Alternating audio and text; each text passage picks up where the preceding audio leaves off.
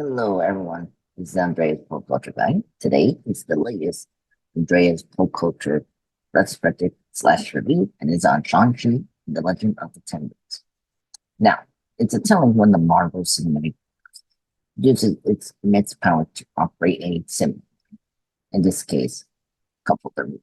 But it's telling when there's a deeply human spark to one of their projects, like Guardians of the Galaxy, the First Avengers, or Black Panther.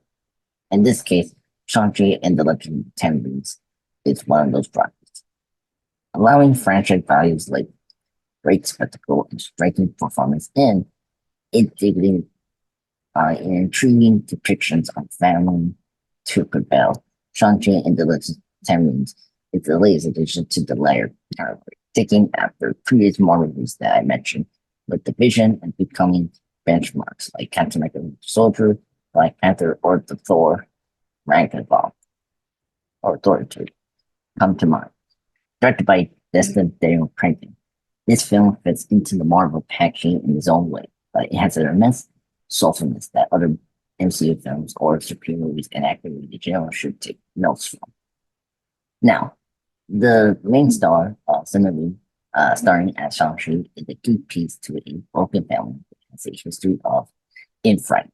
Dysfunctional family dynamics are even more important than the 10 that grant such immense power to the Shang-Chi's power-hungry father, Wenwu, played by Tony Leung, who has lived for thousands of years and created a society called the Ten Rings that has destroyed kingdoms and swayed events all over the world.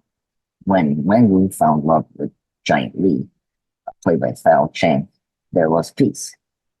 They were married and started a family, but after Shang-Chi's mother died, a newly monstrous Wenwu tried to cherish his son by making him a killer and constant the young boy to leave behind his sister, Xialing, and Wenwu. Cretton, who previously directed Dark Time 12, a Avengers-like showcase of indie rising talent, uh, starring Brie Larson and Keith Stanford and Mary Vanity, and etc. in Short Time 12. Keep those has a virtual personal stake in the script by himself, David Callaham and Andrew Lemon, that wrote the script for Shang-Chi, so that the superhero contest is a bonus to the drama. Film is a mega budget bout, one that glides and floats over a abyss of grief. The power for this film really comes here with the eyes of the father Wenwu, and one of the movie's most brilliant casting is Tony Leung, as I mentioned. We can repeat the same magic he had on the countless romance and drama movies he has been in Hong Kong. Leung rules this movie with the same silent passion and stillness that made In the Mood for Love, the 2000 film, one of the greatest romance of all time. Leung destroys army, raises a family, and struggles to resist destructive grief. His presence is made all the more powerful by the 10 blue rings that help him slingshot around and destroy whatever is in his path. When he hears the voice of what it could be his wife, now highly cave of rock in his wife's previous homeland, Tai Lo, Wenwu becomes a Darth Vader-like tyrant, driven a campaign to rampage through the mother's magical home, as I mentioned, Tai Lo, in order to get the cave that everyone else knows, including his son and daughter, has a apocalyptic soul-sucking dragon called the Dweller in Darkness. It's one of the best villain performances of all time from the MCU for me. It's one of my personal favorite villains in the MCU, and it's number one for me because the passion it expressed is appropriate uh, uh, uh, stable of villains performance. Now, Cretton is also able to take this enthralling movie from one scene to the next. This vivid sense of brother and sister trying to stop their father from destroying everything because he cannot move on. It's more that's it's more a devastating threat than the usual world domination, which is good. It parallels how the script builds out painful backstory of Shang-Chi and his similarly skilled and a great sister Xialing, with a few fun twists along the way. Shang-Chi and the Legend of Tomb turns into adventure and homecoming to a peaceful realm from, from a whole different time, which brings a sweet and manic performance from Michelle Yeoh in the title seeds. These passages as a uh, valedictorian as the entire film detail how Shang-Chi learn two different fighting approaches, life possibly really from his mother and father's uh, ways. Plus, Cretton and his team constantly play with the height, light, inflections, and staging when it comes to orchestrating the fight sitting piece that surprise the audience, like myself, like the dog dropping away up behind the ear by well on some scaffolding upon a mark. And then foregrounds that characters as the main spectacle. It's not just about who's throwing the buttons tickets.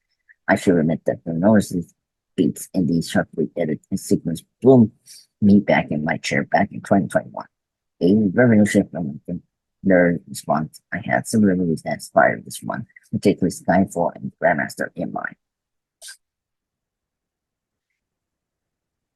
Tashi also is a threatening embrace of clarity of nudging your imagination instead of doing all the work for you. It spreads the inspired special effects to enhance the magic of the story and the world of its characters. There's a vacuum use of water. It bursts from walls, floats in the air, and makes a map of us icicles, a striking way of depicting moment that usually could just get a hologram. The movie even throws a charming, animating food sidekick, aka Morris, in this case, cleverly subverts the expectations of the cute faced, plush looking sidekicks, which is us. Love me, Morris. Now, the dominated the dominating usage of CGI, the kind that requires dark clouds after resolving the grand battle of Avengers Endgame, is save for the last massive sequence, which is such a over top, really roller coaster ride that you can help but root for.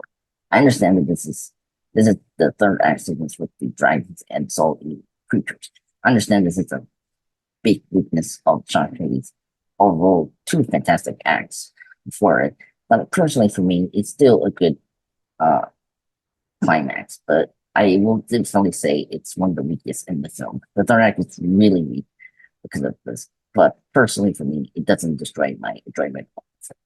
But what helps is Cretton's films benefits from establishing its deeper family and friend relationships. Lee and Awkwafina have adorable and platonic chemistry as two valid workers who are girls who are thrust into another event. This one is more intense than their karaoke nights. Awkwafina, who I am a fan of, is particularly becomes a virtual source of validity for the script, welcoming audience assertive as the film wraps up its large spell. She helps the humor pop even more compared to the story's darker themes, making numerous patches of the film not only thrilling but charming and funny at the same time. Now, for the last comments and really wrapping up this review, I highly recommend Shang-Chi and the Attendants. It embraces its fruitful ideas, themes, and thematical characters that it's trying to build, big and small, either in a cohesive action sense, embracing the tonic of relationships, friendship in a mega budget movie is something I never seen. Or in this case, Black Panther is the closest that does that. Or introduce a new exciting hero who also has to instruct his friend and the audience on how to properly say his name, which is something I've never seen before, but that's kind of cool. This really is not an experiment for Marvel. It's a promise for a template for how to get it right. Again, in this case, the Asian book.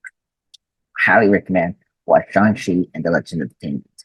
I hope you guys enjoyed this latest Andreas Pop Culture Retrospective review. Ciao.